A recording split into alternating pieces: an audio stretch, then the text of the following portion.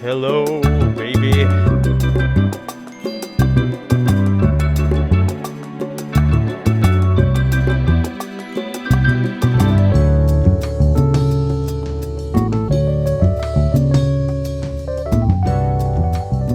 Spencer, you know what I love? You know what I love doing? What do you love? I love going to the movies. Okay, me too. I love movies too. What's new about the movies? Do you know that they've Did I got know? 4D now? They do have 4D. They figured out the fourth. That was actually the sequel to Oppenheimer, where it's like he's back in school and he's like, I've conquered atomic energy. The next thing I need to do is dimensions. We need to find the fourth dimension, and then he And invents a movie theater seat that kicks you in the back. well, I thought it was gonna be like the smell ones. You know how like the Bugs Well, no, Life at they're Disneyland? literally no. It's like so that I haven't seen a movie in 4D, but I read about it because occasionally I'll be on like AMC or Fandango, Yeah, whatever, and I'll see yeah. that. And I looked it up, and so what it does is it like say that you're watching a movie, say you're watching The Meg 2, The Trench or something. There's a lot Yeah. of water in that movie. They're gonna spray you with water during the movie. It's gonna Y- be well, remember like Honey, I Shrunk the Audience. yes, I remember that at Disneyland. Yeah, Yeah. yeah, it's kind of like that, but for every single movie. I would love it I if more Hollywood movies had like a thing where bugs crawl over your feet. That's right. And then though they have like giant spiders that come down at the top too at some point. Probably. Who's the? There was some director in the 50s. I can't remember his name. He's very famous, but he did a bunch of B movies where he did shit like that, where he had like skeletons like drop down from the ceiling and stuff like that. It was. I wish Is I know that occasionally like theaters will do screenings where they do all his old tricks. I really want to see one of those. isn't the fourth dimension time though? Like Oh, so it's the dial of destiny that you need. yeah, no, I mean, I think we said this literally in the previous episode, but the part where Voller is being interviewed and the guy goes like, "Well, you've conquered space, Doctor Schmidt. What's next for you?" And then like it just like zooms in on his face. He's The like, it's time. time, it's time." Well, I think fourth dimension. I don't know if it's time because isn't like have you seen what Cube World or something? It's like No, this. what the hell's Cube World? Okay, so I don't know if it's. I can't remember if it's called Cube World. It's something like that, but Okay, it's just like a little metaphor for what four-dimensional space was, or flatland, I think it's called. So the opposite of Cube World. So there's flatland. That's a two-dimensional that's space, two. Yeah, and then someone comes from Cube World, and when they come into Cube World, they are. It's like I'm not a damn scientist. I don't understand any of this shit. They come down into flatland, and it's like yeah. because it's a three-dimensional object entering a two-dimensional space. Do you the people in flatland just see two-dimensional slices like it's an MRI machine or something like that? And so Yes.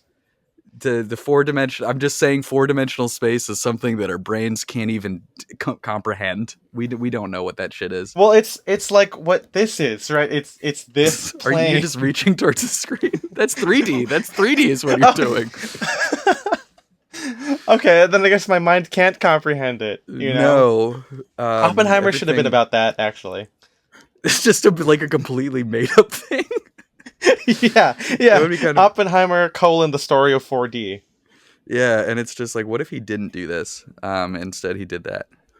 Yeah, yeah. But you know what's 4D? Imagine this. What if Okay. what if what if movies had 4D where you could touch the clothes Oh, in so are in you? the film? How about okay? Well, you could. How about like the El Capitan? If you go there Yeah. and they have the costumes, you could.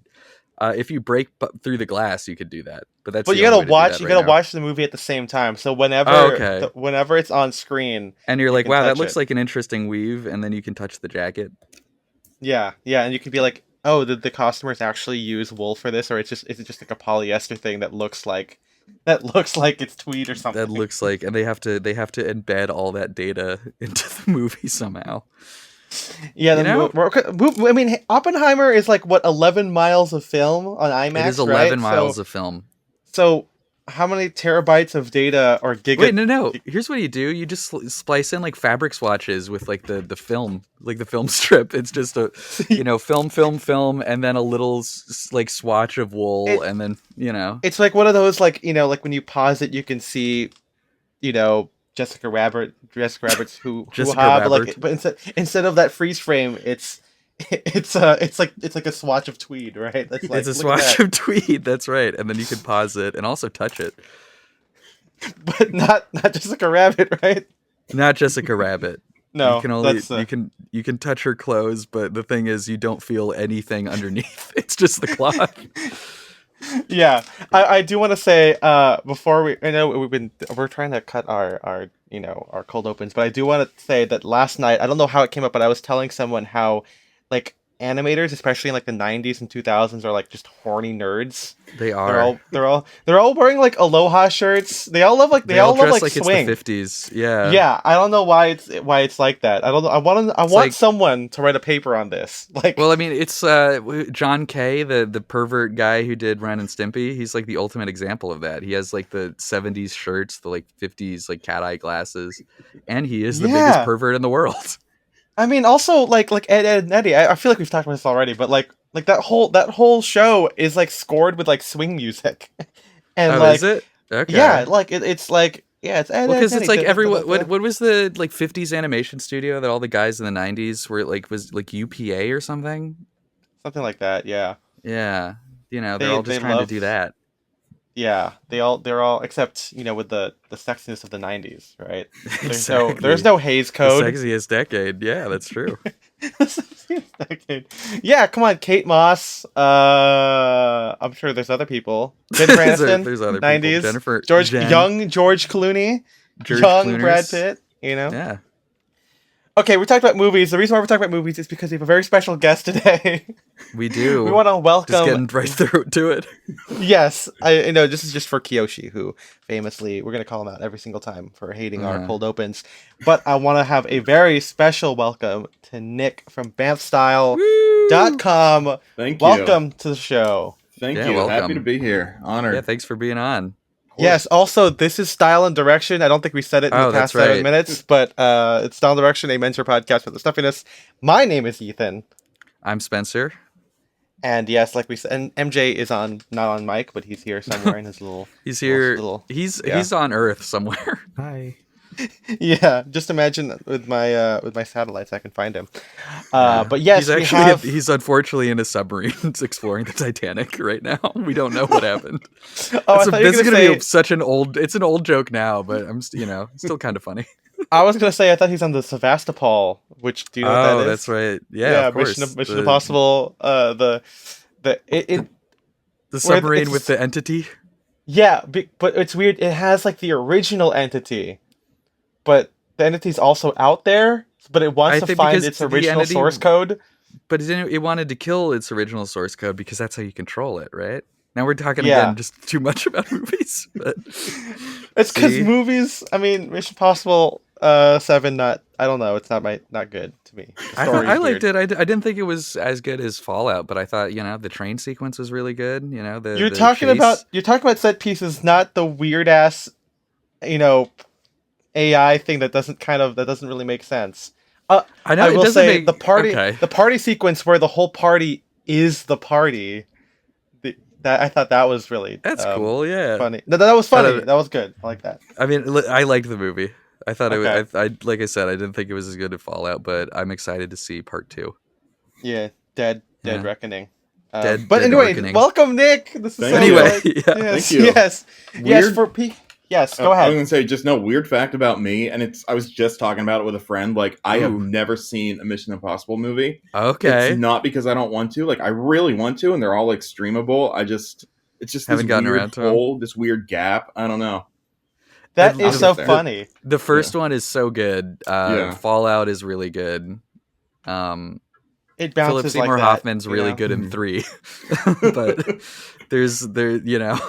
but it's a fun series. It's actually, I guess we are going to ask you later on, like, what have you not seen? Because sometimes I feel like you've seen everything. Wait, Ethan, do you think is Mission Impossible a BAMF style? Like, actually, I feel like in the first one, like The first one, he's wearing a tuxedo at like the first mission or whatever, right? He has the Yeah, tux.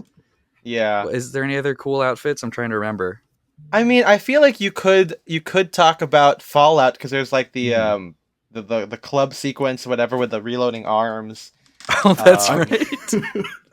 I feel I like Rogue Nation, you might have some of that because that takes place mhm. in Europe a little bit. I feel like I mean I think that's part of what one of the things is. Like I know I probably just want to write or at least like screen cap everything. Like my brain is so broken I can't just like watch movies anymore No, unless it's yeah. like my wife and I in the living room. But even then, like I'll start taking notes. Like okay, I got to screen cap that, write about that later. But and just knowing that there's like so many. Well, I would there are 7 Mission Impossible movies. It's like Yeah, as of I now. Seven, just got to yeah. set like a weekend aside and I just want to go into it and because it just feels like such a gap and they seem like so much fun most of them Mhm. anyway. So. Yeah, I mean, Yeah. I think they're all like popcorn heavy. I think it's really great. Even bring some friends over. I will Yeah. say, 2 is a slog. Okay. Um, it's the one that's directed by like John Woo with like doves flying and like really slow motion, and it's scored by Hans Zimmer, which is so Mm. weird. Huh. It's also notable for changing the time signature from 5/4 to 4/4, Uh-huh. Mhm. because it just makes it more. It's weird, and it's a little weird film score thing. There's my little film score tidbit. But for those of you Mhm. who do not know, I mean, I'm sure people who are listening to the podcast have been on BAMFStyle.com. Do you say BAMF style? Do you say actually it's badassmotherfuckerstyle.com? Because that's a lot. I do say I say BAMF style, and yeah, Nice. just another thing. Like I just feel so locked in with like that name of it, which I don't love. Like I was You're talking 23. to the people, man. You're talking I to feel the like that's like people. every menswear blogger has something like I know Yeah. Dyework where has talked about how he hates that name. Ethan, you had to change your name for Street Espresso. You had to change that. Well, yeah, yeah. Once it I feel like no longer became .wordpress, we've had come to we've come change up it. with like 3 better names for the podcast. Sometimes while recording the podcast, we'll just be like, "Why didn't we call it this?" But I Yeah. know. Yeah, my thing now with BAMF style just feels so like puerile, and I just feel like I've like expanded so beyond that. Like it started out Mhm. like being I don't know, just like the tough action heroes. Like I said, like I was 23 when I started it, so I think part Yeah. of it was a little bit of like overcompensating for writing about clothes, and like now I'm cool with it. But that was just insecure 23-year-old trying to feel better about it, and it's just like I want to come up with like a better acronym for it, like I don't know. So if anything comes up over the next, hour or so, I'm all ears. Yeah. But Mhm. No, I was gonna say I think I did appreciate because I feel like I saw your site also like when I was younger, and yeah, leading men like James Bond and everything, but I have appreciated that you expand who you talk about, especially like hmm also like background characters as well, and I feel hmm like Yeah. retroactively too, it's also like I guess everyone can be a badass motherfucker, like yeah, it can be we can all own it. but yeah. Conceptually, yeah, I agree. Yeah, but yeah, again, if people haven't seen it, which is crazy, I don't know how you're even listening to this and you haven't seen it, but it is a site that kind of goes into basically the style. It's one of the best style breakdowns of movie characters that I've Yeah. seen. It's, you, Nick, you like, you go into it, you talk about like the narrative of the film, and you also like, you source like some of the stuff, hmm like, you can find out, who made it. I remember reading the stuff about, in preparation for our episode on the Untouchables. I remember like reading your article on that, and same thing with like Gatsby, or just yeah. I feel like I learn a lot by like reading from your blog. So Thank you. please tell us. You said Mhm. you kind of already kind of mentioned it. You were 23, Sure. but tell us how Mhm. you created the site. Sure. So I'd always been interested in that stuff, like, and I've kind of been learning as I do it too. Like the knowledge definitely came after. Mhm. Like whenever I always had that interest in style. I think it started when I was in 6th grade, and my parents sat me down. We watched The Sting together, and like Mm, I talked about having gaps in my childhood. Like I would watch The Sting when I was younger, like a lot of like the 70s like Agatha Christie mysteries and stuff like Mhm. that. But like I never nice. saw like Independence Day or Jurassic Park until I was like in my 30s. So there was like some blockbuster gaps, but I would just watch a lot of old movies like with my parents and Yeah. grandparents, and like the style just jumped out. Like I would try to recreate those suits so much. Like I think I'll be coming back to the Sting a lot just because that was like so seminal and all this. But Yeah. like Redford strutting down the street in like that russet pinstripe suit and tweed Oh cap, and yeah. it's a memorable look. I don't know that it's a super classy one, which I think is what they're going for. Yeah, it's You know, supposed to be like, yeah, oh, like this kind guy of, is just like buying the flashiest, like kind of tackiest yeah. clothes he could find. He's got a yeah. little bit of money and he's just going to blow it Mm. right on that. But I wanted that suit so bad.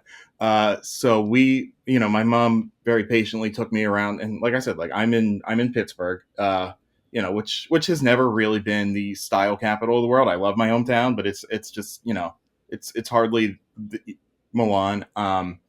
Yeah. So eventually, yeah, we got to Value City. We found like this brown pinstripe suit for, I think it was like $50, which for me being, I Wow. think, sixth or seventh grade, that was like a steep thing. And she was like, "You're sure you want this?" And I was like, "I want it so bad."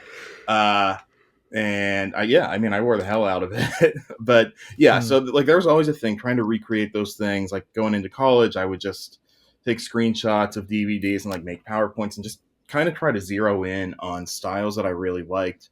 And then, I saw people started writing about this stuff. I felt like less alone. Like I found it was, the suits of James Bond, then now it's Bond Suits, which Hmm. Matt Spacer Yeah. writes. Just excellent blog and resource.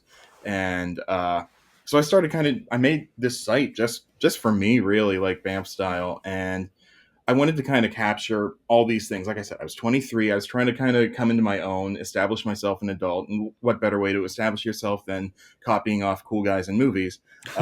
And so I just kind of started trying to take this holistic look at, what made these people so aspirational for me. And Hmm. like a big part of it was the clothes, but then it was like, what are they drinking? What's their atmosphere?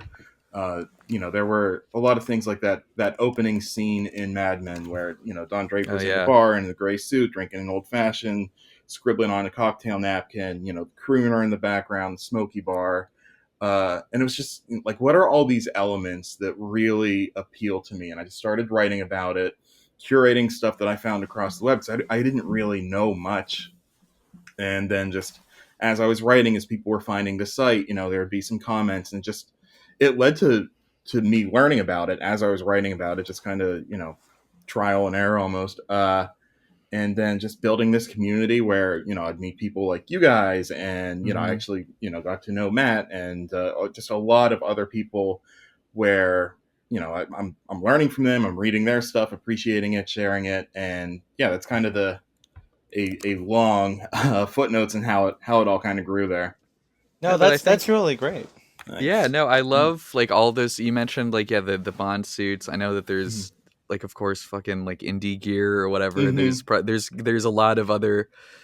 I don't. I always appreciate like stuff like that goes so in depth into the costumes because obviously it's like there's an entire like team of people that are Yeah. putting these things together. I think it's like and obviously like a lot of times they're like really cool outfits. So I think it's great to be able to get like all those shots. It's like okay, here's like you can see every single item they're wearing very clearly. I Mhm. really like that you go into detail about like the people that designed it or like the people that made the clothing and stuff like that because Mhm. it's good that they get a little bit of shout out. I think that's good that they get some appreciation.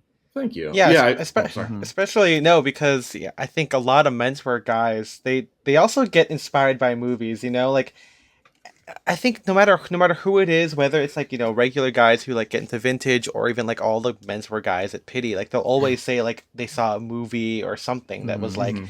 this is what I want to look like. This is or that's the vibe, and Mhm. so yeah, being able to like kind of like have a resource that you can get into it and read about and see all the amazing screenshots.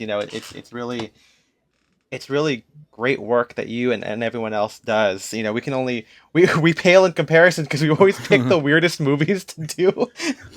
I And I'm it's yeah. I get that. I mean, that's the thing. Like that's with it being just me. Like it's definitely a labor of love, and I like if I like what I see in a movie or show, like that's the starting point. Like I'll Yeah. write about it even if no one's asking for it. Um, there are a lot of times where something like Succession was just huge for the last year, and I did love it, and Yeah. I wanted to be kind of current Yeah. and writing about it. But then sometimes, like, I'll be like you mentioned background characters. Like I was watching The Swimmer, and there's just like this guy that I don't know if he's been in like any other movies that Burt Lancaster talks to at the beginning. I just love the way he's dressed poolside. I think it's like this Hmm. this pink and white striped shirt, red shorts, espadrilles. I'm like that's like my summer aspiration. Like I just want to be that guy hanging out by his pool, drinking gin, tastefully going gray. Like that's the vibe. That's what I want to be. So Yeah. no one's asking to see that guy, but I wrote about it, and people still responded to it, which was really cool to see. No, that's really great. I know me and Spencer, whether we're watching movies independently or together, we'll like pause a movie or we'll be like, look at that guy in the background Yeah. over there. That guy is sick. Because I mean, I'm sure you know too. Like even in like period films, most of the background actors are actually wearing true vintage. Mm-hmm. Compared to like they usually like make a totally custom thing for like the main actors. I remember famously, I mean, the one that comes off the top of my head is Live by Night, where it's Yeah. so it's his suit is so bad, but like I'm like, oh no, but like that guy, at the racist guy, unfortunately, but he's wearing like a belt back suit, and I'm like, damn, can I even screenshot this guy because he's I like mean, I super know it's racist? it's like the same thing in Boardwalk Empire, where it's like, I mean, the costumes in Oh that weren't yeah, so bad. But it's like, yeah, you look at the background actors and it's like, damn, this is all like true like vintage like 20s stuff. It's crazy. yeah, or that movie Allied with Brad Pitt and Marion Cotillard. That's the one where like they're like in a cafe. And they're wearing like he's wearing some suit that you can just tell is like made for the film, and the background people are wearing like so true vintage, like the hats look normal, but his Yeah. is like like this kind of like modern approximation of it. And obviously, it's the director's choice, the producer's choices in some cases, or it's opportunity also for a designer to like make something new instead of just sourcing. But that's what makes us like the background characters a little bit more. Oh yeah. Um, but okay, so you mentioned you bought that pinstripe suit. What else was like your journey with like style? Like, did it come about before starting the site, or like tell us I about would that. say a lot of interest came about before starting the site. Like there's always little milestones. Like I saw Goodfellas in 8th grade, and that kind of got me interested in like that kind of gangster adjacent style, like a lot of Yeah. knit shirts, stuff like Yeah. that. And then I was a senior in high school when Casino Royale came out, and I didn't really Oh, know that much about Bond before that, and like that was I'd seen a couple, and I was like, okay, yeah, I'm familiar with the James Bond character, and then that was really eye opening. Like that's what really hooked me as like a Bond fan was Casino Royale, and I think part of it was how accessible Daniel Craig's wardrobe was. Like he was, in a lot of casual stuff, a lot of navy polos, and like I said, I was 17, 18, really kind of trying to mature my style because I was in high school then, and I might have had a brown pinstripe suit or two in my closet, but I was also this was the mid 2000s, so I was wearing like Hollister polos with pop collars and puka shells and huge cargo shorts. And I was like, I don't really want to go into college being this guy. And like it showed me a way that I could, dress more maturely, but not, be wearing suits to class every day. And so like, I started appreciating like navy polos and beige chinos and stuff like that. So that was a big hook. I think just Daniel Craig's Bond, especially in those early couple of movies, whenever it really felt like accessible style. But then just Got starting. the polo Oh, sorry. shirt that MFA loves. He's got the one of their outfits. yeah, it's where they always see how it hugs his arms. Yeah. Oh, and then of course the Skyfall like barber jacket or whatever. That's the other one that gets posted to MFA a lot. Oh yeah, that or Yeah. like the Levi's jacket I think he wears also. Yeah, and Yeah, go ahead. I was just gonna say, I feel like that's one of the big takeaways I've had from just writing all this. It's like just to not copy the style, but learn from it and adapt it to yourself. Because like I'm I'm not gonna look like Daniel Craig or Brad Pitt, and I've come to terms with that. But like there's a lot of lessons. Like if I like how they're dressing, I could apply that to what works for me, my lifestyle, my circumstances, my somewhat dumpier physique, and and so I just feel like that's one of the big things that I've taken away from it, and I hope anyone else reading it would too. Like, I mean, it's great if it would be like a cosplay guide. If there's anyone going to a convention, I feel like people have said that. I know, like when I wrote about Dexter, I think I had a lot of feedback that was really helpful for building out that look. But I think just in general, like it opened my eyes to so many different ways that I could be dressing that I hadn't really considered. Being from Pittsburgh, where it was really just okay. This is what they have at Macy's and Banana Republic. Like, I don't know. So yeah. No, that's really I like that a lot. I mean, Mhm. in the similar vein, right? Like us going through vintage and of course watching movies, it really does. It really has unlocked like the expressive possibilities with clothing, and you sometimes you learn it as like okay, like Bond doing that look. It's like okay, it's one look, right? And you can see okay, but like at a certain point you don't just copy it anymore, right? Like Mhm. you go from like okay, maybe I don't want to wear a polo shirt with khaki pants the same way every time I wear a polo shirt. Maybe I can wear it with gray pants. You wear it with a suit, and then Mhm. the hope is that at least for me, the way it worked was like you see that and you're like, oh, this other character's wearing a polo shirt, but he's wearing it differently. So now it kind of Mhm. shows me an example of it Mhm. because, like you said, like sometimes what you're around might not be the most inspirational of Mhm. places, And again, for me, a lot of movies and a lot of old photographs and illustrations, as most people know, like that really was formative and like just kind of expanding my mind because I wouldn't exactly look to my dad, no offense to my dad, but he's not like a super like menswear guy. He'll Mhm. wear the same combinations in the same way. I mean, I guess that's kind of like what a movie character would kind of do, or Mhm. like, I guess more specifically a cartoon character, but they just are Yeah. drawn the same way. But we're in real life. We're not in cube. Or no, sorry, we're not in Flatland. We're in Cube We're in World, Cube I World. guess. Yeah. Yeah. I was gonna say also, Nick, you do have like a Matt Berry kind of appearance. I don't know, has anyone ever told you that? I do. Yeah. Someone did come up to me to get a picture with me at a restaurant once, and I like it was kind of dark, so I'll give him that. But then, yeah, that's kind of how Then it he goes. I talked feel. and he's like, wait a minute, you're not, Yeah, you it's don't like have the it's voice. not me. I mean, if you still want the picture, and the guy was like, "Yeah, sure, what the hell?" And I was like, That's "Okay, pretty funny. just yeah, yeah." That because I used to have like shorter hair. I didn't have a beard as much, and then during the pandemic, like I just stopped getting haircuts, and then I realized like, hey, this is kind of my vibe now, and stuck with it. Kind of just made that my look, but that also kind of affected my style because I used to Ah. have a job where I used to wear like jackets and ties to work all the time, and that was part of like my cleaner cut look too. And I used to have a lot of fun with that. Like there would be a lot of other guys in like dress shirts and ties. And I'm like, well, I'm gonna fuck around with the dress code a little bit, and I would chambray shirts, knit ties, denim snap ups, cowboy boots, just really starting to play with the dress code, still adhere to it, but show do it more creatively. And it's something that I don't think I would have known to do as effectively without BAMF style. But Mhm. that was, 5, 6 years ago, post pandemic. I've got longer hair, I've got more of a beard, and I'm just kind of like, you know what? I kind of like this whole thing for me. Like, I'd feel weird if I were wearing white shirts and ties to work all the time. I'd feel like I was like going to court or something.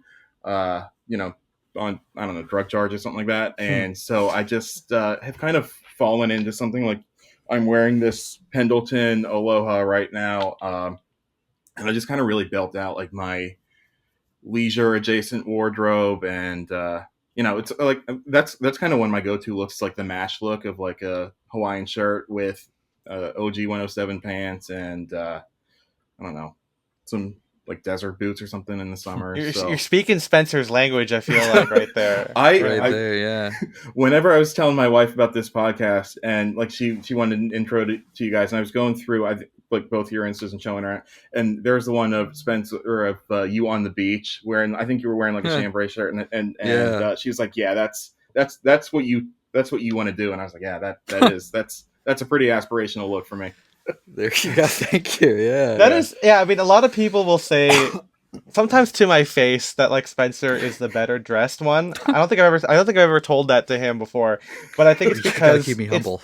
yeah, I think I think it's because obviously like most people want to do that, and I'm like, and like they'll tell it to me like as I'm wearing like a fedora, and I'm like, I get it, like it's like I get, you don't have to, Yeah, you know. I mean I'm not even just to bounce it out, but I will say that especially when I like to dress up, like Ethan, it's very consistent with the way you do. Like I wish I had more legit vintage stuff, but I like your approach to that, and that's kind of the way that I'm trying to dress up now too. Like with a lot of like the classic DBs and like more creative shirts, and like I love like the Western style belts with stuff like that. So Mhm. nice. Yeah, Yeah. no, thank you, thank Hmm. you. It's, Thank I you. mean, girls will walk up to me all the time and say, I would love it if my boyfriend dressed like you, and I'd be like, There Yeah, you go. see, You it's know? like, Yeah. listen, I don't know if we've talked about this before, but it's like I see this all the time on like fucking Reddit and Twitter where there will be guys who just like wear nothing but like video game t-shirts, like be like Mhm. it's like I haven't gotten a compliment in 7 years and this is the epidemic that's leading to male suicides. And I'm like, I'm not trying to brag. I get compliments like 3 or 4 Mhm. times a week. Like it's not Yeah. it's I feel like it's just like, yeah, if you put a little bit of effort into your appearance it's gonna happen, but these Mhm. guys never do.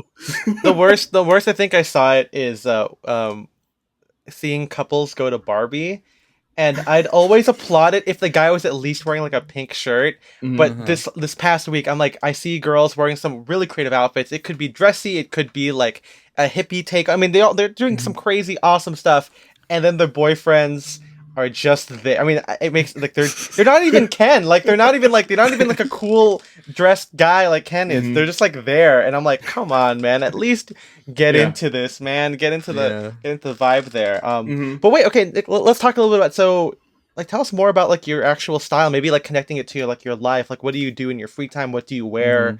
for Mhm. to work, to, days off? Yeah, go for it. All right. Yeah. So work, I do try to balance. Like, I don't have to wear suits and ties that much. I like to whenever I like have a presentation or the team is coming together there.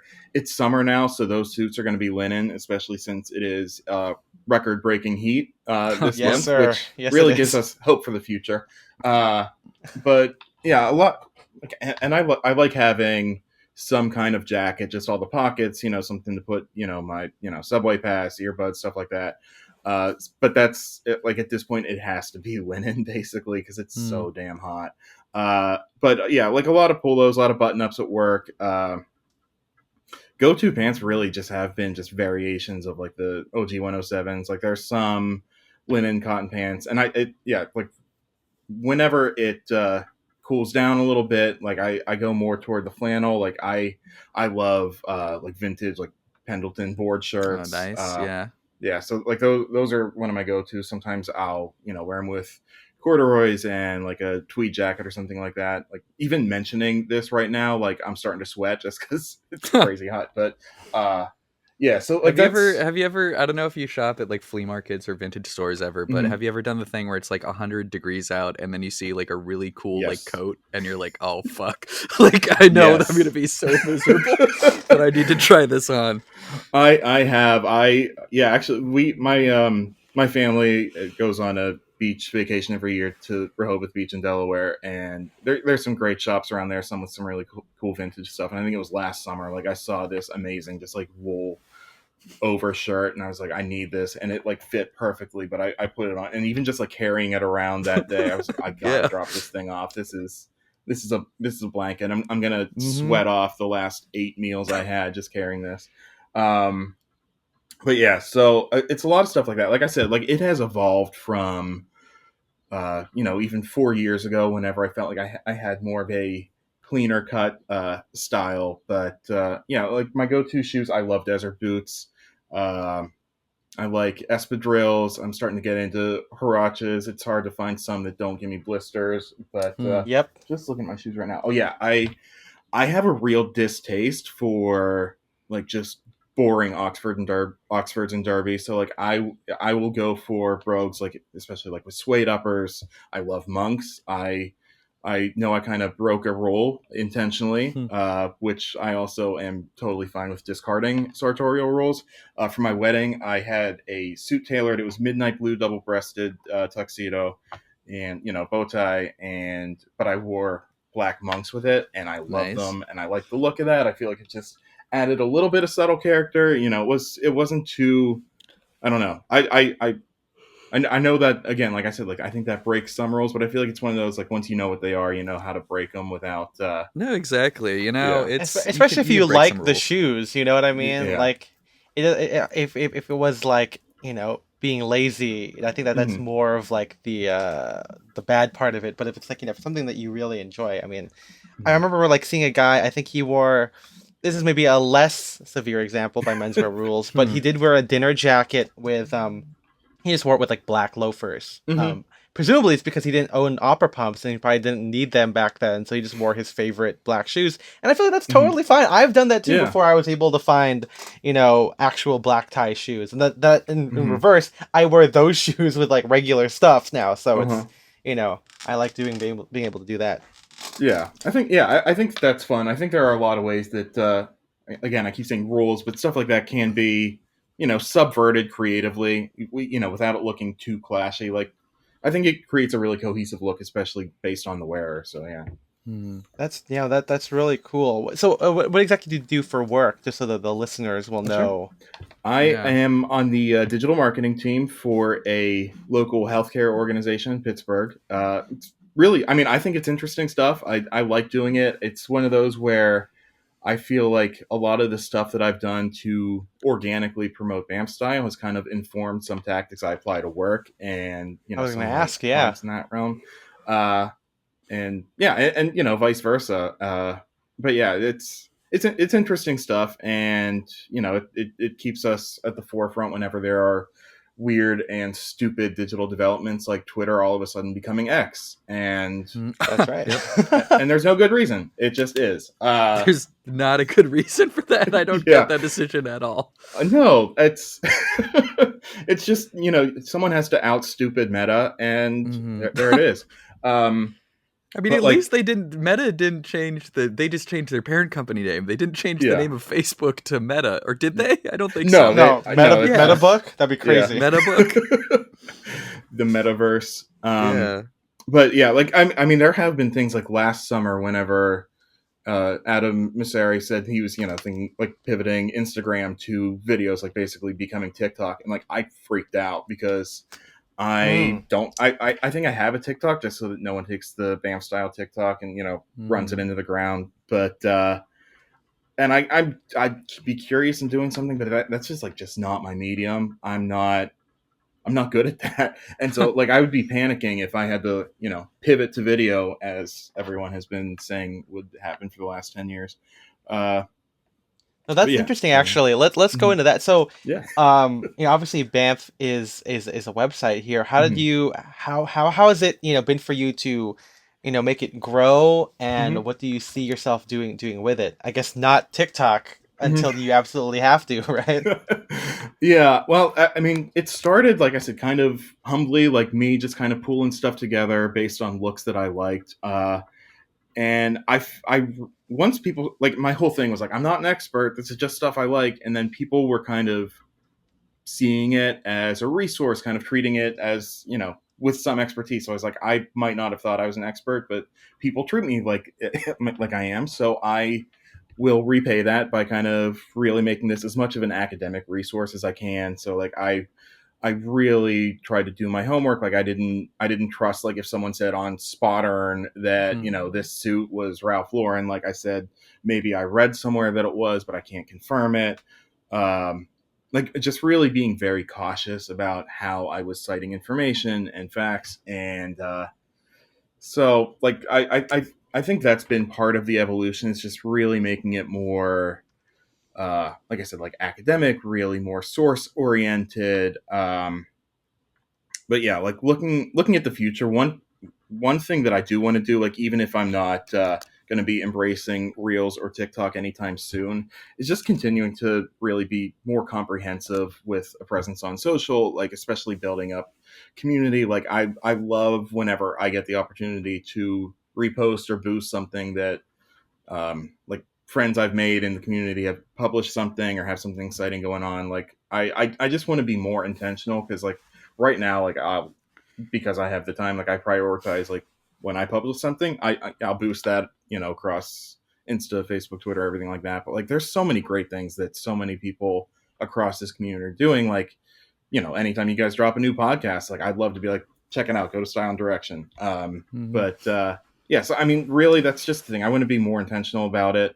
My wife calls BAMFStyle my second job, and she's not far off with that, because it really is such a labor of love. Like it's not it's more like a volunteer work. Like it's not really a job. It's Yeah. not paying any bills. Maybe the occasional fries with lunch, but Yeah. That's what That's happens with nice. us. It's the same Gotta exact love fries thing. with lunch, you know? Fries are expensive now. McDonald's I know. fries are what, like No, $3.50? it's Mm-hmm. yeah for like a large or whatever, and like that's how much a burger costs at In and Out. You know what I'm saying? Mm-hmm. Like that's not to Yeah, say come on. not to brag about West Side stuff, but or But the West Coast. I mean, but yeah, it is a lot of work to do that. Like I know that Mm-hmm. like, like screenshotting, like getting all those images, sourcing all that info, that does take a Mm-hmm. lot of work. And it's I remember, yeah. yeah, I remember talking to young Chomsky about when he was doing his John Feld project, and he said like it took him like so long because he would just he would screenshot the shit out of like episodes, and then he'd have to Yeah. like curate it down because his was Instagram only. He wouldn't Mm-hmm. like write about them, and he had like it took a long time to figure out okay which of these shots do I want to put to these 10 things. Do I want to repeat characters, etc. Mm-hmm. So it is not to say that watching content for shows is not the hardest job in the world, but it can be kind of tough to kind of figure out what you want to Yeah. post on there. How often do you actually release stuff? Like I yeah. I try to put new stuff out like 2 or 3 times a week, like every 2 or 3 days. Wow. And Okay. like you said, like watching a 2 hour movie can become a 4 hour experience with screenshots and notes and everything like Right. Right. that. And so like a lot of times someone will be like, "Hey, this TV show is great. You should do it now. Look." And there's like 6 seasons. I'm like, "Yeah, that would Oh be shit. great." Uh, Mm. I just don't need to sleep at all in the next month. But I mean, it is worth it because, like you said, like it is fun watching this stuff. But yeah, I don't know. Like my whole thing, I just wanted to make it like the website that I always wanted to see.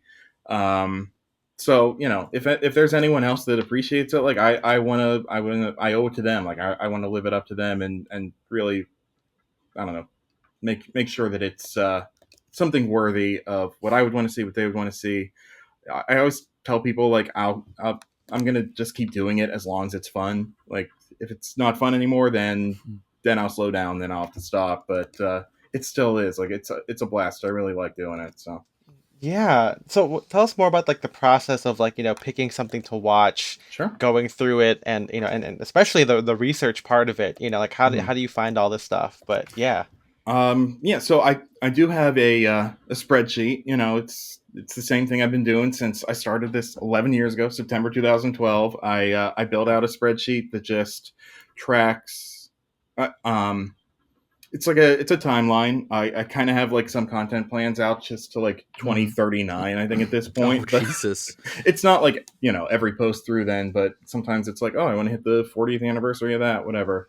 Um, I look for reasons like that because like I said, like I will post some movies that are really old, like, and sometimes people push back to that. Like I know one time someone said I was writing about Casino too much. Hmm. One time I posted about James Cagney in The Public Enemy, which came out in 1931, and I think the comment was like, "No one wants to dress like that anymore." And Lame. just that just means that Yeah. particular reader doesn't. Yeah, exactly. And it's like, that's not going to stop me. If you don't want to read that post, don't read it. Like Love I it. love Yeah. old stuff. Only read that post if you like that stuff.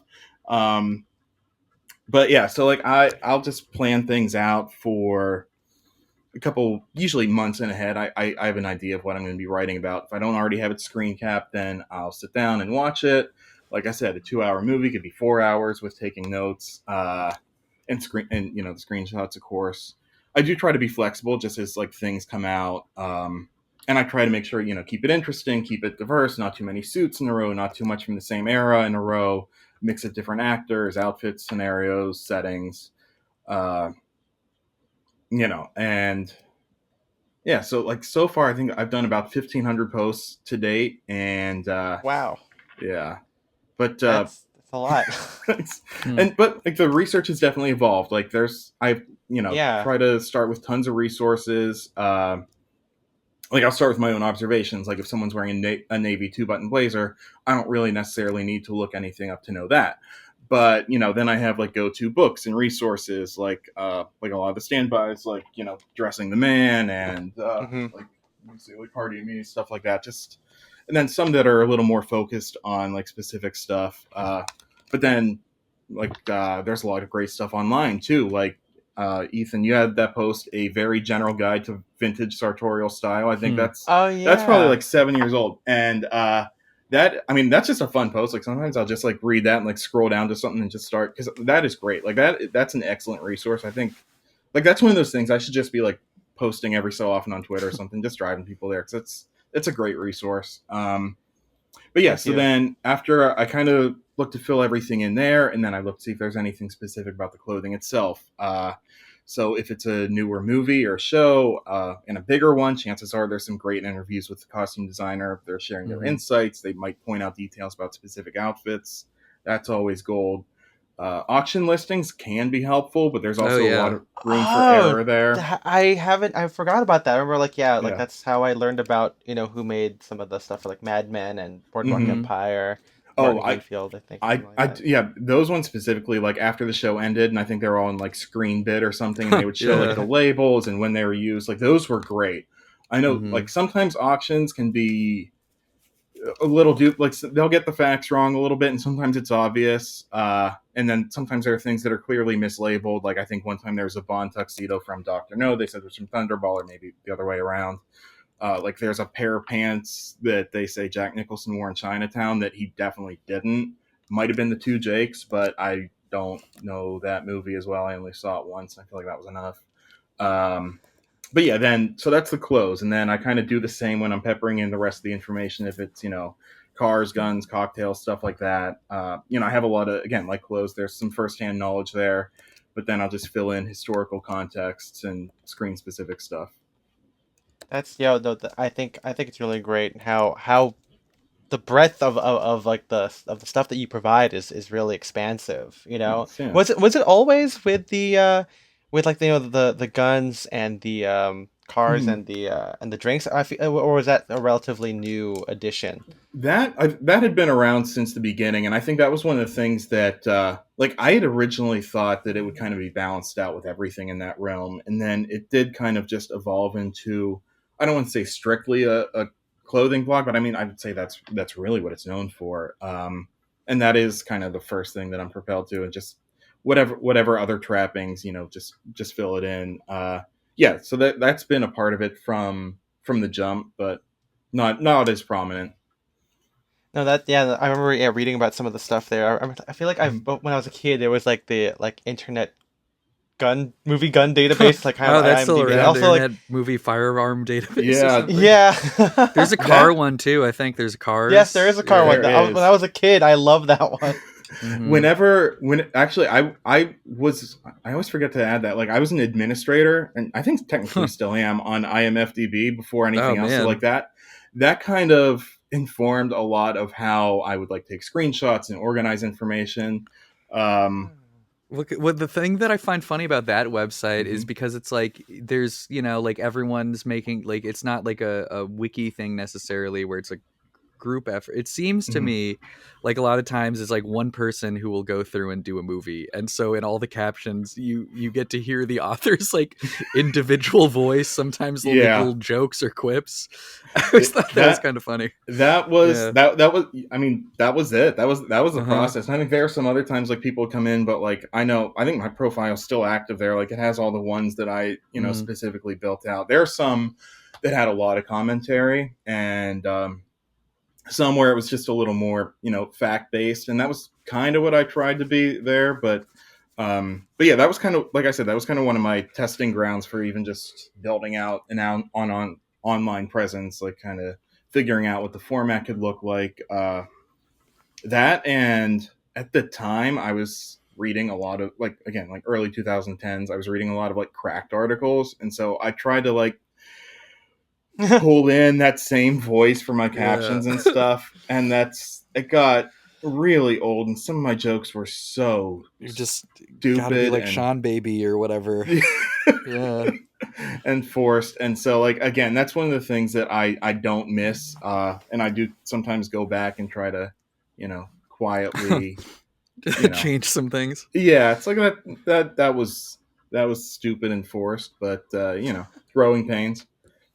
No, Mhm. that's really funny. I mean, I feel like my old captions also were not. I mean, I think they're Well, still my bad, but you used to do the thing where you would like give everyone a nickname based on their outfit, which is which funny. I stole from articles of style, or I guess back then Oh, it was the that's Style right. Mhm, Yeah. Blogger, where they would do that for their mhm, street style stuff. And mhm. you know, back then it was still curated. They would only do like maybe like 10 or 15 street style stuff. I photographed everybody, so like you could probably tell as the post goes on, like the nicknames just get lazier and lazier. And then I'm just saying what they're wearing, like man in red shirt or red shirt man or something, you know. Ooh, got him. Yeah.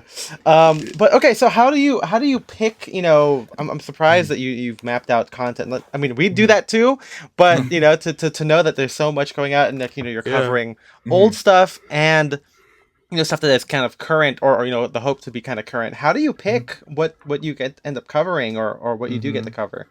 Well, I mean, I can even just looking ahead at what like my next week of stuff is going to be. Like I said, I do try to make sure it's not too focused on certain things. Like today was the 40th. Well, the day that we're recording this right now, Yes. July 29th, was the 40th anniversary of when the first National Lampoon's Vacation movie came out. Oh, okay. And I was shocked whenever I watched that for the first time, just like how identifiable all of Clark Griswold's stuff is. And it's one of those where I don't know if I'm just like super like online menswear brain, but I was just like I liked a lot of it. Like there's a lot of like Lacoste shirts and that's like cool. you see the croc all over his pants and everything. And so I was just and like Converse pro leather sneakers, and I was like, yeah, that's interesting. So like I wrote a whole rundown on that. Actually, a lot of times I try to get these buttoned up like at least a week in advance, and that's when I was still writing as of like 2 a.m. last night, just putting on finishing touches. I was also out of town for about a week and a half, so that gets in the way. But then like starting in August, like it's Stephen Graham's 50th birthday, not the actor that was Al Capone on Boardwalk Empire. So I'm like, you know what? I've been wanting to write about what he wore for his final scene as Al Capone. I'm gonna do that. Why not? It's middle of summer, good time for a like a white linen 3-piece suit. 30th anniversary of The Fugitive is later that week, so I'm going to write about Tommy Lee Jones and classic. Yeah, we'll see. What's the take on him wearing navy blazers with ties and jeans? We'll see what I have to say about that. That's right. I remember watching that in the movie, and I'm like, wow, this Yeah. is kind of like an interesting vibe, Yeah. to see a federal agent. I know, like kind of, going like really Seinfeld core with that. But yeah, then after that, I think, American Graffiti has its 50th anniversary. So like a lot of times there you go. I'll hinge on stuff like that. Sometimes I just have like certain stuff that's tagged in my notes as summer. So like if I have blank space in the middle of August, I'll just look through those, see if there's anything that fits the bill, whether it's, something that was in like a French movie from the early 60s or an episode of The Sopranos where they go to Miami. And it's like, whatever I'm feeling like, really. Is there anything that you've like really wanted to write about for a while, just have never found the right hook for it, or just never it's never been the right time? That is a great question. I feel like sometimes I'm a little late to like big costumey movies that come out, like especially after seeing the trailers and then hearing the reviews. Like I mentioned, I was a big fan of like Agatha Christie movies, like especially the ones in the 70s and 80s, and then Kenneth Branagh came out with his Poirot. And like I saw Murder on the Orient Express in theaters, and I think I've done a couple things about that. And then Death on the Nile came out, was that last year? And yes, it's and one of those haunted house movie next. No, it's this year. It's this year, and it's like it's like Poirot and a haunting, and it's a haunting in Venice, I think. That's right. Okay, Tina Fey. Really? Tina She was Fey. in that? I guess so. She plays the person that calls him, whatever to bring him to the seance. Yeah. But yeah, so like I did finally, like I do try to see that stuff, and I finally caught it, like maybe it might have been last month or the month before that, and it was just one of those like I took my screenshots, I took notes, and it's like, but no one's really talking about this anymore, and so it's, the other thing is like with recent releases, you do have to like wait for them to like come out so you can get like good screen caps, right? Because you can't just go based on like trailers. So I feel like there's always going to be kind of that there's always going to be that lag, I guess. Yeah, because I was thinking that same thing with like Barbie and Oppenheimer. Also, so far I've only seen Barbie. Going to try to catch Oppenheimer very soon, but and it's like I would have loved to just thrown something up about Ken, and it's like, but, I do like to wait until it's out so I can see the whole thing, and if it's streaming, like rent it and just make sure if I'm going to be posting up, I like to toss a couple of beans their way. But There you go. yeah. I think it's also cool because you do deep dives on like individual outfits. You don't try and do a thing where you talk about every person's attire in one post, which is maybe something that we should follow, even though because we try and do that. Well, But yeah. I mean, part of that is I feel like I get so hung up in the details, like, and I know like that sometimes that can be a good thing, and then sometimes I'm my own worst enemy because I could very easily write like 10,000 words where I'm going into like patterns on one guy's tie, and then there's like 26 other things I still got to write about. I'm like, well, all right, here's my 12,000 word post. Hope you enjoyed it, but yeah, I mean, I've really tried to be kind of tempered about that. It's just it's hard to get away because, and I think that's one of the drawbacks of like me, this just being me. Like I'm just one guy. Like there's no one there. I have no oversight. Like I might just really shit the bed with some post someday, and it's gonna be all on me to catch that. Sometimes like I'll get a preview link and send it to my wife and be like, this all looks good, right? And yeah, but other than that, so. No, that's my The rest. girlfriend is the same way. I don't no one reads what I do until it's out. Well, in your storied history of the past, Mhm. oh man, over almost over 10 years or so of doing BAMF, has there been anything like where you've like talked to actual costumers, or they've reached out to you, I guess? Yeah, there have been some really cool opportunities. I'd say one of the most exciting ones was like I feel like Mad Men had such an impact, and I heard from that costume designer Janie Bryant. One I think someone from her team reached out and said, Hmm.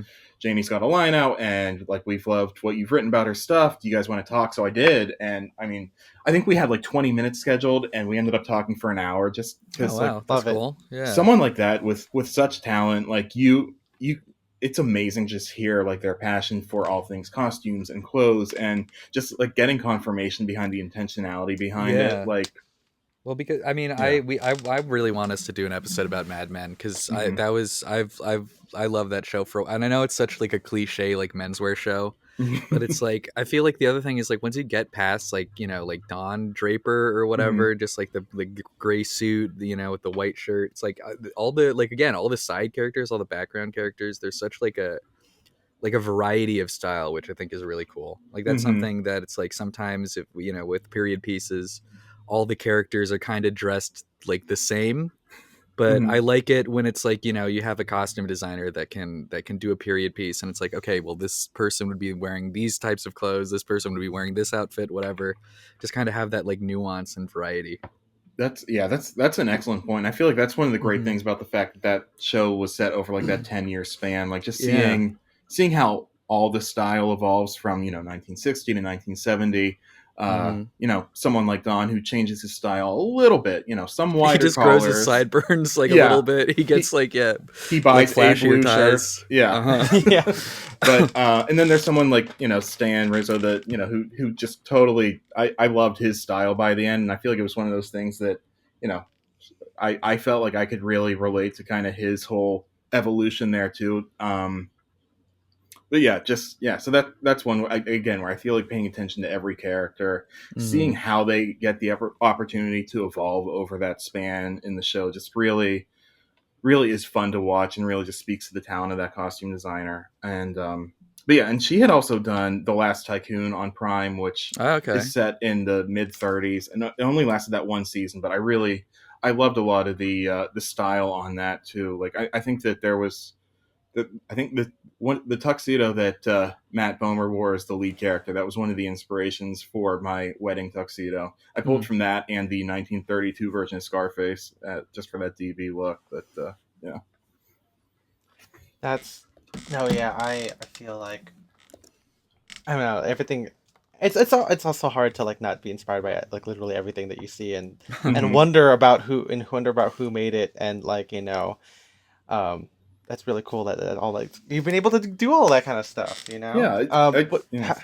I was gonna say, have you noticed anything about like your taste and like have people commented on it, like they notice some like thematic through lines through the whole Mhm. thing, and or that you've noticed about yourself about what you gravitate toward, or what inspires you to write about a certain character?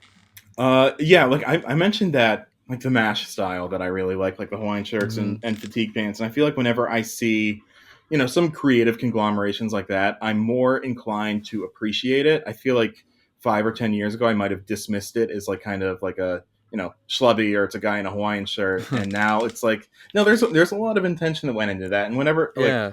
and I feel like it's one of those things like Once Upon a Time in Hollywood came out at just the right time for me to be like Oh yeah. appreciating a lot of that too. And yeah, so it's like whenever I started, I think my mind was like, suits look good. That is the epitome of style. And I think just writing about it for more than 10 years, connecting with a lot of people that you know dress creatively in real life, like you guys, I think that has really helped just open my eyes to you know expand beyond that and just see how much more value there is in menswear beyond just that you know really well tailored stuff. Hmm. Yeah, no, I definitely agree. I mean, it's the same thing with us and like, us getting older and just meeting Mhm. new people, experiencing new things has really been pretty beneficial to expanding our Oh style yeah. beyond just wearing suits. Even though I've Absolutely. kind of gone back to it, but I feel like how I wear it or like what I choose to wear when I'm not in a suit has definitely gotten much more expansive. Mhm. Just yeah, it's like a fact of like just getting older and experiencing things. Yeah. Mhm. Um, And again, but to your credit, yeah.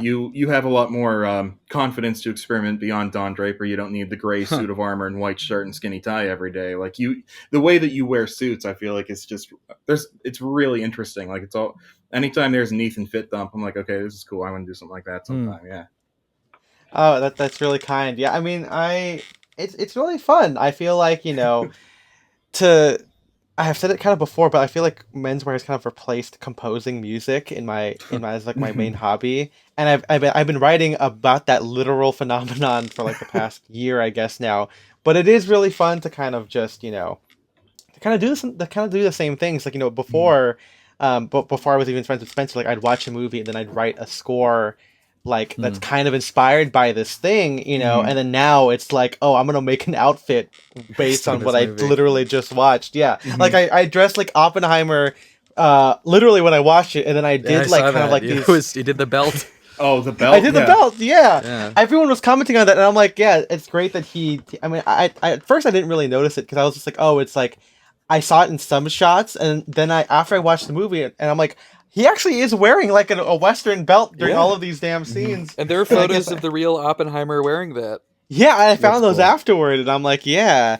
And then even after that, like I kind of dressed like a scientist, or I mean, in my head, it's like Mhm. 1930s, but not like the cool collegiate, like Mhm. super slim, like Fred Astaire stuff, And we're talking like just regular like browns and like cream shirts, And I feel Hmm. like Mhm. I did that for like a couple of days, That's cool. but it's kind of in the same vein of like just getting inspired by movies. I love like just the whole concept of like cinematic dressing, just like approaching a situation and letting that inform, like letting me have some fun with what I'm going to wear. And I feel like that's one thing that I've been so pleased about, like Barbenheimer and how people are responding to Yeah. that. Like No, again, I like think it's not great. yeah, not like the guy that just goes with his girlfriend in the movie, but like the guy that gets into it, like you know, someone who's going to wear a Palm Beach suit and a pink Western shirt to go see it. Like hell yeah, that's the guy. Like and I feel like I've really it's one of those things I kind of need to hold myself back a little bit because I'll start panicking to really get that formula right based on where I'm going, and then sometimes it's like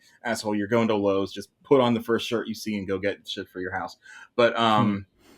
no, like it is fun to consider like if I have a work event and then I'm going to something afterward that night and it's like who am I going to see, like what's going to be going on, is there Hmm. some kind of observance right now that I want to pay some kind of homage to in what I'm wearing. And yeah, it is fun to have a lot of fun like that. But I'll feel like sometimes when I'm packing for trips, like I said, I need to not think about it too much because Yeah. then I'll it's like in American Psycho and he's like I was on the verge of tears and it's like I just need to just grab some shirts that I like, put them in a suitcase. But Oh, yeah. I said No, it before, but dressing for trips is probably the worst thing because it's like it I sucks. literally Yeah.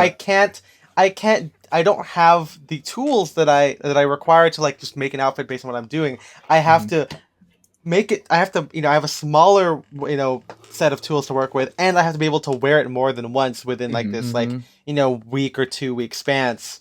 And Mhm. like you said, like sometimes you just gotta do it, you know. Yeah. Sometimes It's like, sometimes I feel like vacation Ethan isn't real Ethan, because it's like Mhm. you're not getting to see all the crazy stuff I normally do. I have to just wear like a polo shirt, but it's fine. That can be like a person.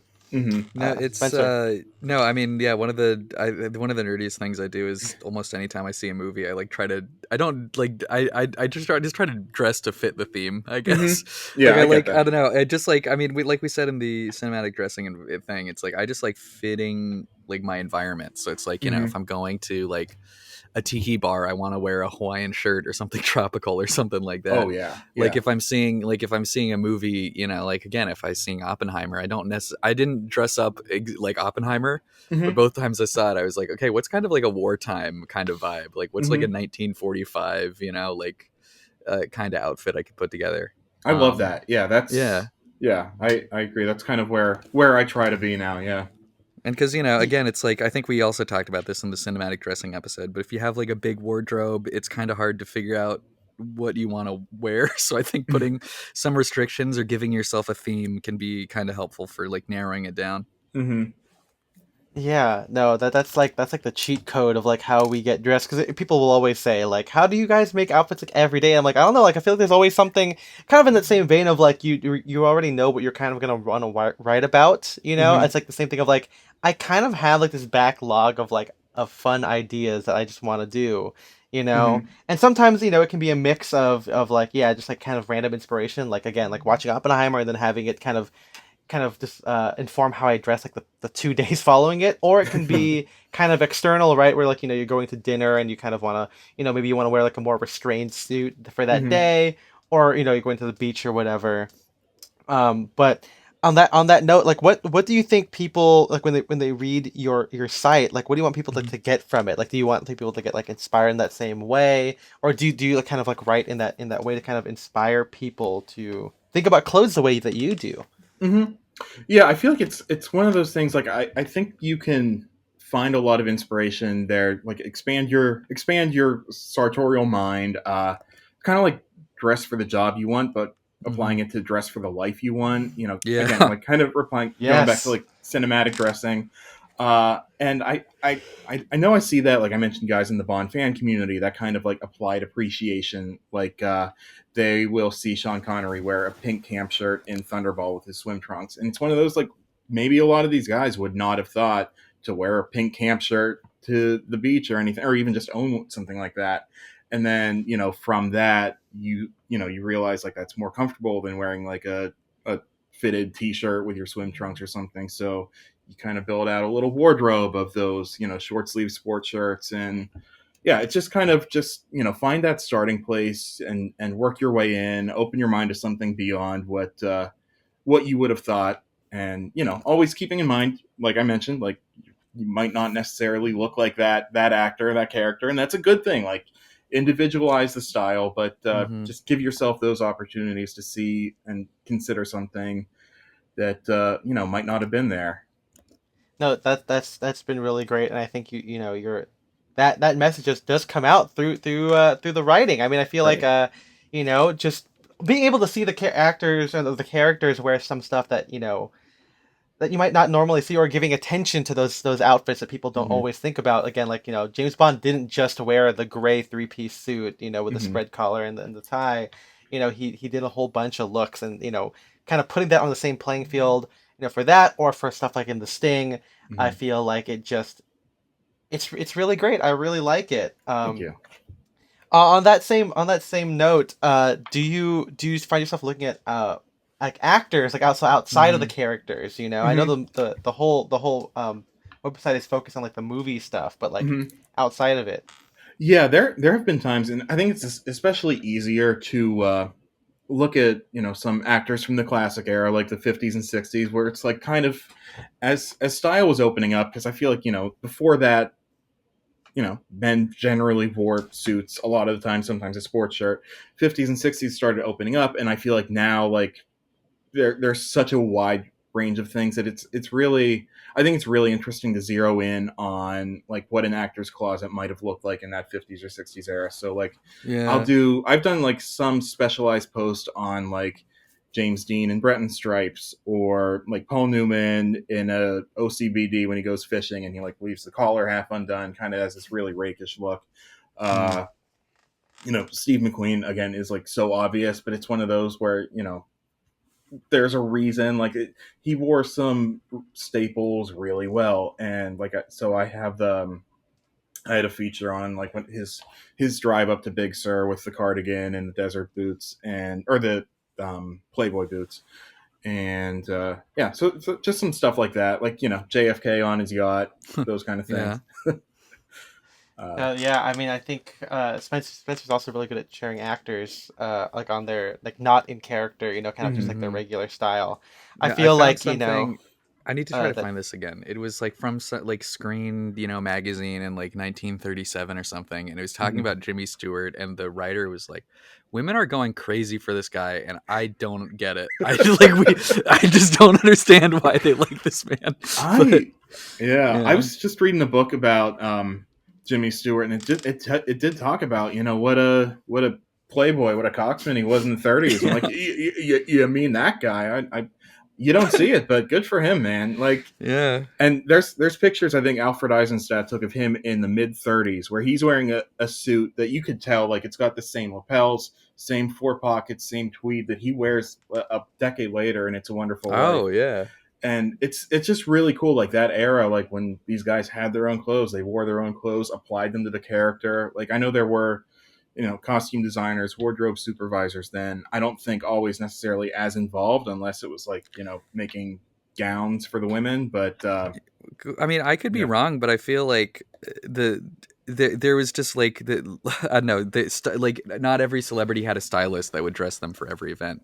Mhm. Like most of the time, if they were going out to like, and this is going way back, but if they're going to Mhm. like red carpet and stuff like that, or premiere, like they'd just be wearing their own tuxedo or their own Mhm. suit or whatever. It's not like it's not like an outfit where every piece is like fucking rented or something Yeah. by their stylist. Yeah, and That It's like that is something that they something. picked out, something that they like. tailored to flatter them, not to necessarily show off the designer's quirks. Yeah. Mm-hmm. Yeah, it's. I don't want this to be too much of a. I mean, I'm not trying to be an asshole, but like, Hmm. but like it is interesting. Like nowadays, where most celebrities are just kind of dressed by their stylists. The Mhm. good thing is that I feel like I've been seeing a lot of bloggers or other influencers give credit to those stylists, which I think is, Mhm. is cool. But it's also like I want regular people to be like, yeah, so it's not really the actor, it's just the person like putting them in, and they Yeah. still look good. It Mhm. still Mm-hmm. kind of fits their character. Like I think like Chris Pine, I think has really good outfits that he's done, Mhm. but it's like I know it's because he's basically being a model. He's not really picking this stuff, Mhm. and maybe I'm wrong. Maybe he is in the room with the stylist, and be like, I like this. I want to put this with this. But again, it is different compared to way back when, where guys would just literally wear what they Mhm. had. You know, Yeah. I'm Yeah. not I'm not a right. I'm not gonna be a movie like a movie actor. But Mhm. if I ever had to go to if I ever became super famous and they said, "Hey Ethan, do you want to have a stylist?" I'd be like, "Absolutely not. I have my own clothes. I'm gonna be wearing to this red carpet event. Mhm. It's okay." Well, because I mean, There's yeah, like you, actually well, like um you mentioned, it's yeah. like a lot of times, like actors would literally wear their own shit in the movies too, Mhm. which is like kind of crazy to think about now. Mhm. But it's like, yeah, like a lot of the outfits that you see on like Clark Gable or Jimmy Stewart, that's like just the clothes that they bought themselves. Yeah. Yeah, Yeah. that's an excellent point. And like it is Hmm. so hard to know what comes from a stylist these days and what's real. Like I feel like it's obvious with stuff like the Met Gala or even the Oscars, but like and that's more of a fashion show, but it does help like given how overly photographed probably a lot of these guys are. Like I feel like I mean probably being so adjacent to Bond, like I have a pretty good sense of how Daniel Craig dresses in real life, and so, like that can be interesting. But yeah, there are some guys who I feel like stylist or not, they do tend to skew towards something that I think is tastefully interesting, which I think is Hmm. like my go-to. Like I don't know, like a lot of times with like Michael B. Jordan and like you mentioned, Chris Pine. I think like the Chris's Evans and Pine probably I think are the best dressed Chris's right now. ASAP Rocky also interesting. Bradley Cooper's Tom Ford suits. I think that's all Oh, like that's right. Yeah. I think those are examples of like prominent people now who the more I see of what they're regularly wearing, it's like, okay, that's cool. Like you have a great understanding Yeah. of style that's consistent with what I appreciate. For whatever that's worth. But No, it's like we've been talking about Chris Pine. I feel like he Mhm. does like he seems like a guy that like he probably has a stylist, I'm sure, but Mhm. he seems like a guy who is also just interested in clothing and style. I don't know. Mhm. I see photos of him dressed up as like he's basically dressed as like fucking like Diane Keaton and stuff like that. I just saw that this week. Yeah, and I'm like I feel like he had some say in this. Yeah. Uh-huh. I like the or the conspiracy is that every single thing he's wearing is picked out for him, in this whole new world of influencerdom and everything, Yeah. That's my conspiracy brain talking, where I'm also just like sometimes, because I also think like the other thing is like I was watching Oppenheimer yesterday, Mhm. and I noticed something when looking at a couple scenes of like Robert Downey Jr. wearing his suits. I Mhm. don't think he I don't think he wears like suits and ties that much, or at least doesn't think about it, because it's like there's so many scenes where it's like his tie will be like slightly loose or it'll be askew Mhm. and stuff like that, and I'm like, it's when it's the scene, not to make this an Oppenheimer episode, but it's when he is leaving like to like one of Mhm. like the aid stuff when he's like asking about the votes. Like I remember like him putting on the tie, and it's like it doesn't like he doesn't do it right, and I think in like the next shot it's normal. So I'm assuming maybe the costume assistant like when they cut from that Mhm. one but shot they like it's like fixed it or something. like stuff like that, and maybe I'm making assumptions, but it's like I feel like if you were a guy that like really is used to wearing ties, like thinking Mhm. something that you think about a lot, like that you would catch that, like you would know Mhm. how to get your tie straight and stuff like Yeah, that. without looking And Yeah. at it. Yeah. and like that's why it's like when I see Chris Pine, it's like he always seems like comfortable in his clothes, Mhm. like in Mm-hmm. like Don't Worry Darling or whatever, and like Yeah. the cropped like 50s like Italian knits and stuff like that. It's or like you see this in period pieces where the guys who are clearly not used to wearing like high-rise pants, and Oh so it's yeah. like they keep like sagging them down and stuff I like did that. you talk about that? And it might have been like the Live by Night I episode think it where it's was, It like yeah. probably is. yeah, But Affleck just kind of just yeah, and I think and I then read again, that like, yeah. and it's like that's one of the other, and like again in Oppenheimer, like I don't know if Cillian Murphy is like a suit guy or something or what his Mhm. style. I don't know much about him, but he was wearing his pants high and they were never sagging. He was like he Yeah. was comfortable in those, Well, I yeah. feel like in Peaky Blinders too, like he was always wearing those suits Or the too, which starched collars and stuff like yeah. that. And so Yeah, like yeah, even if he hadn't before, I feel like he probably got pretty used to it, pretty disciplined and keeping that hmm, look pretty tight. Yeah. yeah. I hope guys are gonna watch Oppenheimer and be like, I want to dress like that. Now I'll I want to finally dress like be. Robert J. Oppenheimer. Yeah, I want because everyone actually I was on like some Discord. Well, I was on MFA, Male Mhm. Fashion Price, which has pivoted to Discord, and people were saying like, when I post my Oppenheimer fit, people were like, yes, like this is what I want to wear with the suits. I'm like, hell yeah, dude! Like if this is the unexpected fashion movie that gets classic menswear back and has like I Mm. mean, this is the kind of like the biggest Mhm. cultural moment, in Yeah. comparison to like obviously not the same level as Mad Men, but like just encouraging people to dress up and get in that vein. Obviously, Barbie's the bigger one, but I think some people are kind of paying attention to like, oh, Mhm. Oppenheimer, you gotta wear like a baggier suit or a higher That waisted pant. Yeah. that would be so refreshing after living through 2012 whenever everything was just like that Yep. toothpick suit and yeah. Oh boy. Well, I'm gonna close out here by asking you Mhm. a very a big question that will probably not be Huge quick to question. answer, but what's your favorite like style movie? I know Okay. you kind of talked about The Sting, and what's your favorite Mhm. movie like outside of that? Like what's your favorite like? It could also be a critically favorite movie or just like Sure. a guilty pleasure movie. All Tell right. us about your favorite stuff. Okay. So style movie. Hmm. Yeah. I think I'd immediately go for something that represents like a range of style beyond a lot of the clothes stuff. Like I talked about the stuff that inspired the blog, like North by Northwest, 3 Days of the Condor, The Sting, Early Yes, Bond, yeah. Chinatown Bullet. But I'd say for overall style, I think like Thunderball is the one that I put on a lot, and I think I'm like drawn to Ah. summery style. And I feel like it's one of those like it's the range of great suits, contextual casual wear, and like a lot of the BAMF style trappings, like stuff that I write about, like the cocktails, guns, and cars and stuff like that. Q wears an Aloha shirt, which now that I'm a big Aloha guy, like that's where I go. But if I had to pick a movie to own the suits from, I'd probably go with Chinatown. But or yeah, Yes. There are some really great suits in Chinatown. Yeah. The white double-breasted suit I think about all the time. Oh yeah, yeah, I love and I the think one, that's the one where he gets like beat up at the orange groves or whatever with the pleated pockets. That's a cool look. Yeah, and that's that one too. Like that jacket has a really. I feel like it was like I describe it as like a Greek key kind of weave to it, like something really distinctive. Yeah, it's and yeah, that's another cool thing is like there's like that was clearly like a jacket that was made, you know, like for the movie. But like whoever I wish I knew who the designer was, but it's like they went back and they found like they saw like, you know, like novelty weaves from the 30s and 40s and it's like, oh, we got to do that. Like I don't know if they got that it's like fabric like specifically like custom made for that, or if they just found like dead stock, you know, like 40-year-old like I know wool. That's the great thing about like that era too. Like and that costume designer is Anthea Silbert, and I think like they probably would have had that access just in the archives. And I think I saw tags that a lot of that was Western costume. Oh, okay.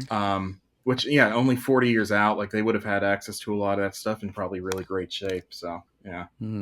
Yeah, I haven't been in Western costume. I know that some vintage guy that we used to follow worked there, and he, you know, when he would post his fit pics at work, you could see just the amazing art, you know, just all these racks of just clothing. The closest thing we had was Roxy's, which was a costume warehouse where it was typically rented out, but she would sell to like friends. And then eventually she decided to leave the business. She wanted to retire, and so she had like a big blowout sale, got rid of everything. Last couple days it was like $5 per like item, and so like by that point most shit had been like picked, but it's like I got a couple like really good sport coats from like the 50s and 60s for $5 each. That's awesome. Yeah. People say that we're lucky to live in California, and I say yes, we are, for all the vintage and all the costuming shop. Because, you know, even in thrift stores or even like from resellers, like you'll see like, oh, this came from like Paramount or Western Costume. I have some like old milsurp that has like Western Costume tags in it and stuff like that. I'm like, oh, this was on like the Pacific or something probably. Like, you know, that's really Band of Brothers. Yeah, that's a great consideration because around here like thrifting, like I'm in the early like 2000s, I started buying a lot of vintage stuff because I was making my own movies with friends, and they were like period movies. So like I'd go to Goodwill, I'd get these amazing like 70s shirts for $3.99, stuff that's like all straight out of like Minx now. Like, and I mean, I was a string bean high schooler. I cannot fit into this stuff anymore. And it's like I look to try to get stuff like it, and now it's going for like 40 or $50 online. And it's like, yeah. But I mean, the one thing I did get lucky finding around here was I think it's probably from the, I don't know.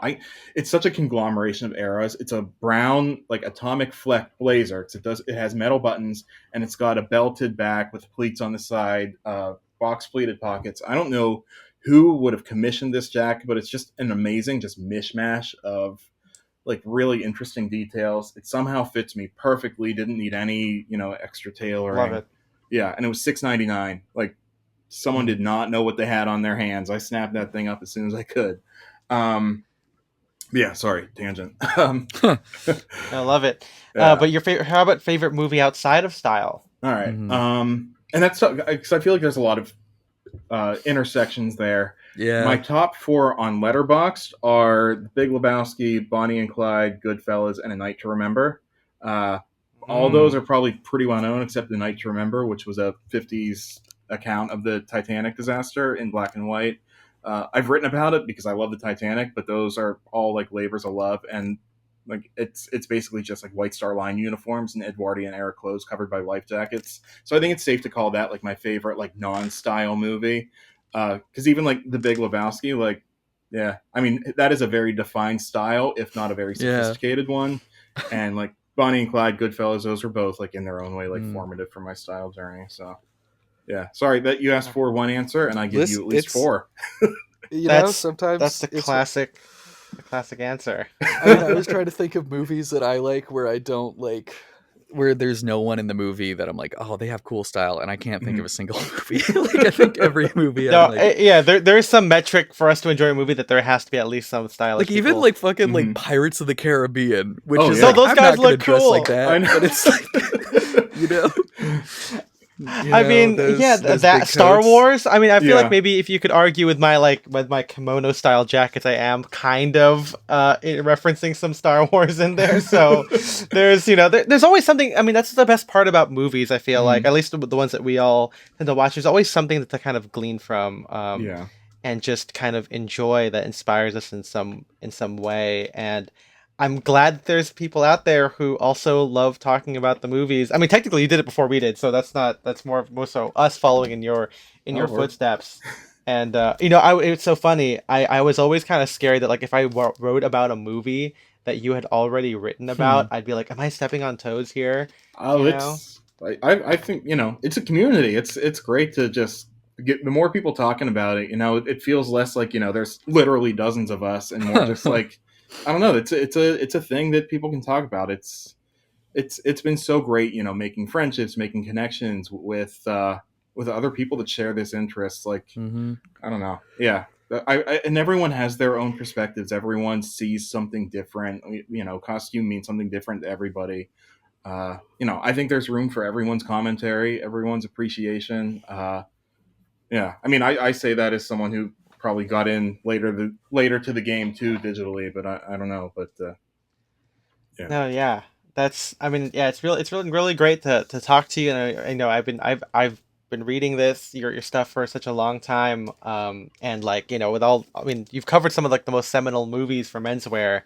So it kind of makes sense that we had to have you on and talk about it. And Well, thank you. Yeah, it's a pleasure to Yeah. join. Yeah. So what else is I know Yeah. you mentioned a little bit about what's coming up here, but anything else you want to plug that you want people to look out for? Let's get some This plugs. is gonna go live. I know we're recording this. I don't want to say exactly when, but this is probably gonna go live in September. Oh, I think. great. Okay, cool. Yeah. No, just check out the blog BAMFStyle.com. Follow on Insta. You can follow on, I don't know if it'll be called Twitter or X or something entirely different. X.com. Elon's dream platform, who knows? But yeah, I mean, just BAMFStyle.com, and really Insta is where it's all at. Yeah, thank you. Thanks for the opportunity to chat today. Thank you. No, thank you, Nick. And for the rest of you guys, now it's time for us to plug our things. You can That's right. if you guys go to patreon.com/style and direction, $5 a month gets you access to our Patreon Discord. And speaking of movies, we also talk about movies on our Patreon. So if you guys like that, that's $5 a month, and $10 a month. Nothing else is special other than we thank you personally by saying your name. And it's weird. MJ he's not here. He's not here today. He's not here. So I have to do He's this. in the I have to bottom of the pull up. ocean. Yeah, that's right. He's out there looking for the Titanic, I guess. I mean, That's we were right. not looking. I guess. Do you have to look for it? We know roughly where it is, but the sea's big. Yes. The sea is big. He was angry that day. About it. Yeah. Yes. Okay, so thank you to Alexander Batten, Henrik Wilberg, Philip Gregard, and Shane Curry. We appreciate you guys so much. Wow, I'm actually looking at how long you guys have been patrons, and this is very, very nice for you for the Sadcast fanatics giving $10 a month to people who are the silliest people in the universe. We're the silliest you can follow you can follow me at Ethan M. Wong. I'm at Spencer DSO. And again, thank you to Nick at BAMFStyle.com for joining us today. Please read literally everything. I mean, there's content for the next fucking, thousands of years or something. Thousands. That's what we're shooting for, yeah. It'll outlive me, I hope, yeah. I love it. I mean, AI. That's right. They might just get AI just copy it and then, So, all right. Thank you, everyone, for listening. Bye-bye. Bye. Bye.